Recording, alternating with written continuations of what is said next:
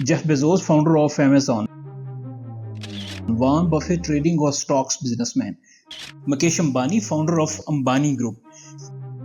इन लोगों के पास इतना पैसा है जो अफगानिस्तान, यमन, बहरीन जैसी 20 कंट्रीज के पास नहीं है. अगर ये सब कर सकते हैं तो हम क्यों नहीं? जानते हैं इन सब बिलियनियर्स में से कोई एक भी ऐसा नहीं जो नौकरी के बल पर बिलियनियर बना हो. The worst things I've learned in my life were learned either in high school, really knows nothing about marketing, nothing about finance, and walks out and believes that they're entitled to a job. And फिर इन सब लोगों ने ऐसा क्या किया? कैसे इस system को बीट किया जिसमें हम अपने बच्चों को डेलिबरेटली झोंक रहे हैं? The greatest people are self-managing. They don't need to be managed. Once they know what to do, they'll go figure out how to do it. They don't need to be managed at all. इन सब लोगों ने अपने आप को इस system का हिस्सा नहीं बनने दिया जिसमें कामयाबी के चांसेस सिर्फ 1 से 5% ही हैं और फेलियर के चांसेस 99%. एक ऐसा ट्रैप जिसको डिजाइन ही ऐसा किया गया है ताकि हम फेल हो सकें, नौकरी से बढ़कर कुछ सोच ही ना सकें. Steve Jobs, founder of Apple company. Ronaldo, दुनिया का अमीर और कामयाब फुटबॉलर. यही नहीं, sir Newton, the greatest scientist of the 18th century. अफलातून, सुकरात, फ्राइड और ऐसे बहुत सारी एग्जाम्पल्स हैं. ये सब इस सिस्टम का हिस्सा नहीं थे जिस सिस्टम का हिस्सा बनना आज हमारी सबसे बड़ी ख्वाहिश है. और दूसरी तरफ पेरेंट्स, जिनकी जिंदगी की सबसे बड़ी ख्वाहिश है अपने बच्चों को कामयाब देखना और अपने बच्चों को कामयाब बनाने के लिए उन्हें सिर्फ एक ही तरीका दिखता है. क्या आपने कभी ये सोचा है कि हम जिंदगी की जमा पूंजी, खून पसीने की कमाई एक ऐसे सिस्टम में लगा रहे हैं जिसमें कामयाबी बहुत मुश्किल और नाकामी बहुत इजी है. बहुत सारे लोग तो किसी और मुल्क में जाकर अपनी कंट्री और फैमिली से इसलिए दूर हैं कि बैरून मुल्क कुछ ज़्यादा पैसे बना लें ताकि अपने बच्चों को अच्छी तालीम दे सकें, महंगे स्कूल्स में एडमिशन दिला सकें, उनकी बारी बारी फीसेस दे सकें. पर देश में अपने बच्चों से दूर रहना, सेहत का ख्याल ना रखना सिर्फ इसलिए कर रहे हैं कि हमारा बच्चा 20 साल पढ़ाई करे और 20 साल बाद एक डिग्री ले, हमारे ख्वाब पूरे करे, एक अच्छी नौकरी मिले, चाहे जैसे भी, बस एक अच्छी जॉब, माशरे में हमारी इज्जत हो, लोग कहें वो देखो फलां का बेटा, बहन की शादी करे, एक नया घर खरीदे और हम माँ बाप बुढ़ापे में एक अच्छी रिटायरमेंट की लाइफ गुजार सकें. ऐसा सोचना बिल्कुल ठीक है, लेकिन हकीकत कुछ और ही है डियर पेरेंट्स. फिलहाल जॉब ढूंढ रहा हूँ. क्या पढ़ा है आपने? मैंने 4 साल यूनिवर्सिटी में पढ़ाई की है, उसके बाद 1 साल का एक्सपीरियंस लिया है. उसके बावजूद भी अगर हमें जॉब नहीं मिलती तो फिर क्या फ़ायदा हमें इतनी पढ़ाई करने का? क्योंकि कामयाबी ख्वाहिश से नहीं, स्मार्ट वर्क से मुमकिन है. मैं एक बिजनेस एनालिस्ट भी हूँ. मार्केटिंग का एक प्रिंसिपल है कि किसी चीज़ को इतना प्रोपोगेट करो, उसको इतना ज़्यादा मार्केट करो कि वो सच लगने लगे. हमारे साथ भी कुछ ऐसा ही हो रहा है. हम एक रैट रेस में लगे हुए हैं. अपने नन्हे नन्हे बच्चों को मार्क्स कम या ज्यादा आने की वजह से भी टॉर्चर करते हैं. Я когда есть шоколад, я тоже уже хочу шоколад. Задумала, мне тоже шоколад. हम खुद ही अपने और अपने बच्चों के दुश्मन बने हुए हैं जबकि वो इससे अच्छा परफॉर्म कर सकते हैं और जल्द फाइनेंशियली कैपेबल भी हो सकते हैं. आप सोच रहे होंगे मैं ऐसे ही बोल रहा हूँ, लेकिन ऐसा बिल्कुल नहीं. अगले 10 मिनट में मैं इन्हीं लोगों की मदद से आपको ये प्रूव करूंगा कि कैसे ये सिस्टम हमें फेल कर रहा है.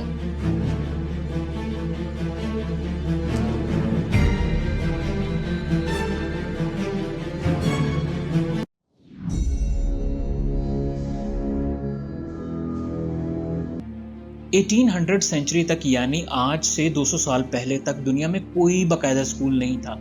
लोग ज़राअत, खेती बाड़ी करते और अपने हाथ से मुख्तलिफ चीज़ें बनाकर इन्हें सेल करते और कई तरह के काम करते थे. लेकिन फिर भी दुनिया में अलबेरूनी, न्यूटन, गैलीलियो, सुकरात और अफलातून जैसे साइंटिस्ट और फिलासफर पैदा हो चुके थे जिनकी इन्वेंशन आज भी दुनिया मानती है. फिर 1800 सेंचुरी में इंडस्ट्रियल रेवोल्यूशन का आगाज होता है. बरतानिया में बहुत सारी फैक्ट्रियां कायम होती हैं और वो काम जो हाथ से किए जाते थे अब वो मशीनें करने लगी थी. इन फैक्ट्रीज में काम करने के लिए वर्कर्स की जरूरत होती है और वो लोग जो खेती बाड़ी करते थे अब फैक्ट्रीज में लेबर के तौर पर काम करने लगे थे. क्योंकि पहले इनको खेतों में मेहनत करना पड़ती थी لیکن اب انہیں ایک جگہ کام کرنا اور مہینے کے اینڈ پر سیلری لینا اچھا لگ رہا تھا، اور یہ آسان بھی تھا۔ 1810 میں پہلی لیبر یونین قائم ہوتی ہے کیونکہ فیکٹریز میں لیبر ورکرز کا خیال نہیں رکھا جاتا تھا۔ ان انڈسٹریلسٹ نے ان لیبر یونینز کو کنٹرول کرنے کے لیے فیکٹریز کے اندر سکول سسٹم انٹروڈیوس کیا، جس کا مقصد لیبر کو سکل سکھانے کے نام پر کنٹرول کرنا تھا۔ برطانیہ سے شروع ہونے والا انڈسٹریل ریولوشن اب امریکہ، فرانس، جرمنی، جاپان تک پہنچ چکا تھا۔ ان سب کنٹریز میں انڈسٹریز لگ رہی تھیں اور لیبر کلاس پروڈیوس ہو رہی تھی، اور سکل سکھانے کے نام پر فیکٹریز کے اندر سکول قائم کیے جا رہے تھے۔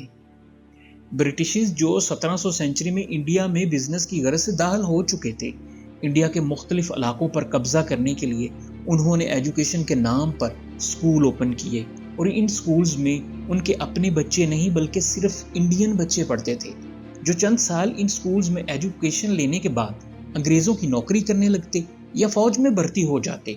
اور اس وقت جب ہندوستان پر برٹش راج تھا، اس وقت کے انڈینز برٹشز کو سرو کرنا اپنے لیے اعزاز سمجھتے تھے۔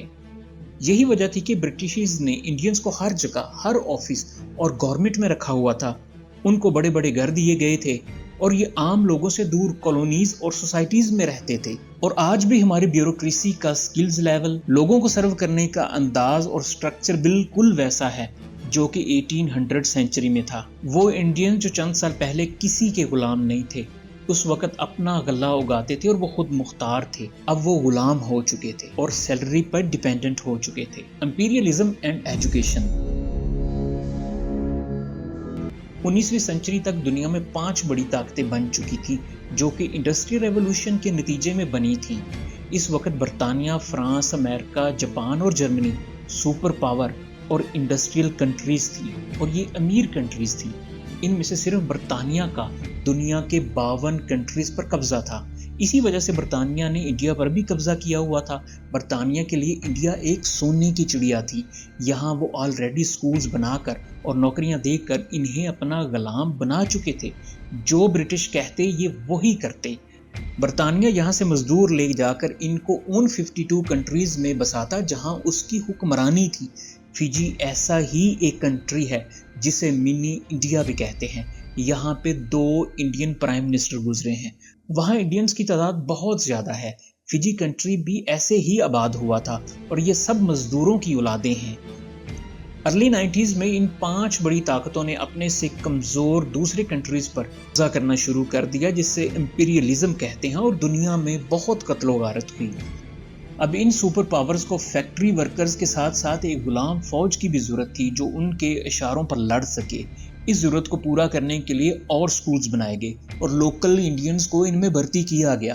بہت سی کنٹریز میں کمپلسری ایجوکیشن سسٹم انٹروڈیوس کر دیا گیا، جس میں 5 سے 18 سال تک کی عمر کے بچوں کے لیے اسکول ایجوکیشن مسٹ کر دی گئی، تاکہ وہ ذہن جو ابھی تک اچھی طرح سوچنے کے قابل بھی نہیں، انہیں ٹریننگ اور لٹریچر کے ذریعے کنٹرول کیا جا سکے تاکہ وہ ان کے لیے غلاموں کی طرح لڑ سکیں۔ اسی برین واشنگ کا رزلٹ تھا کہ 1919 میں جنرل ڈائر کے آرڈر پر برٹش انڈین آرمی نے اپنے ہی لوگوں پر گولی چلا دی، جس میں تقریباً 350 انڈینز لوگ مارے گئے، اور وہ بھی انڈین آرمی کے ہاتھوں جن کو برٹشز کنٹرول کر رہے تھے۔ اس انڈسٹریل ریولوشن اور امپیریلزم کی وجہ سے اس وقت جو بچے سکولز اور کالجز سے نکل رہے تھے، ان کا صرف ایک ہی مقصد تھا، ڈگری لینا اور اس کے بعد ایک نوکری حاصل کرنا۔ Always remember, job is a wrong idea.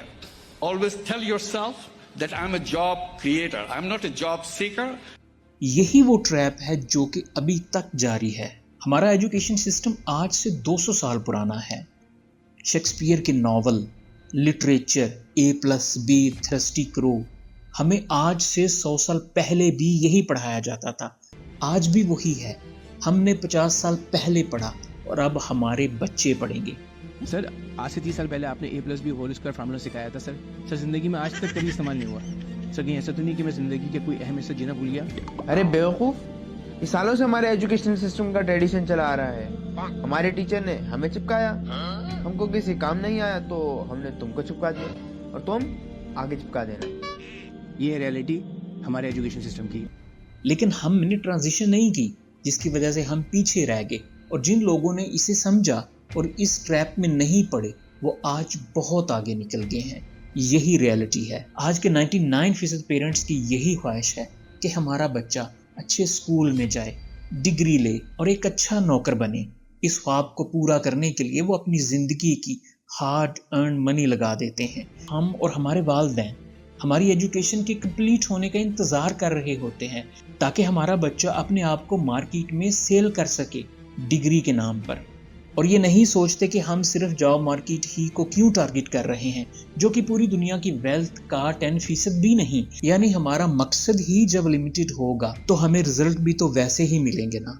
नौकरी सर कुछ नहीं बदल सकती। जिंदगी अगर आपको बदलनी है तो बिजनेस की ओर अग्रसर होना पड़ेगा। लिंक्डइन की रिपोर्ट के मुताबिक जॉब मार्केट एक ऐसा सेक्टर है जिसकी हर गुजरते दिन के साथ वैल्यू कम हो रही है, और जो भी मिलियनेयर आप सुनते या देखते हैं उनमें से कोई एक भी नहीं जो इन जॉब्स को करके बिलियनेयर बना हो। याद रहे, हमारे मुल्क में एजुकेशन एज ए एजुकेशन नहीं बल्कि एज ए बिजनेस बन चुकी है, और इन स्कूल्स का सोल पर्पस रट्टा लगाना, अटेंडेंस मेंटेन करना और किताबें याद करवाना होता है ताकि बच्चे एक रैट रेस में लगे रहें और ज़हनी तौर पर कुछ करने के काबिल ही ना रहें। आप अभी भी समझे नहीं तो मैं आपको उन लोगों के व्यूज़ बताता हूँ जो अपनी अपनी फील्ड में अथॉरिटी माने जाते हैं। आइंस्टाइन को देख लें, वो एजुकेशन के बारे में क्या कहते हैं।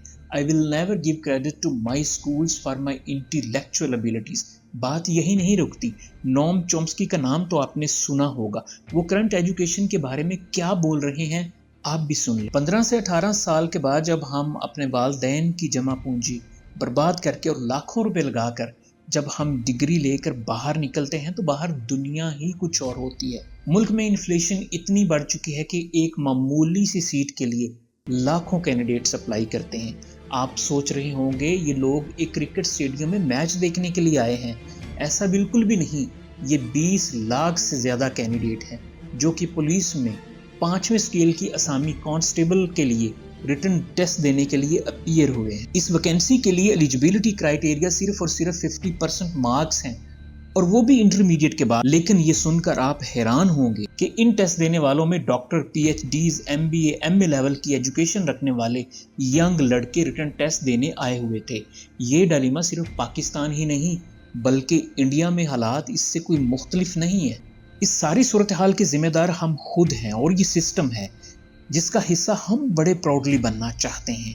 हम क्यों अपने बच्चों को सिर्फ इसलिए इतनी महंगी और आला दर्जे की तालीम दिलवा रहे हैं ताकि वो एक नौकर बन सके। एक नौकरी के लिए हम इतनी साल मेहनत करते हैं।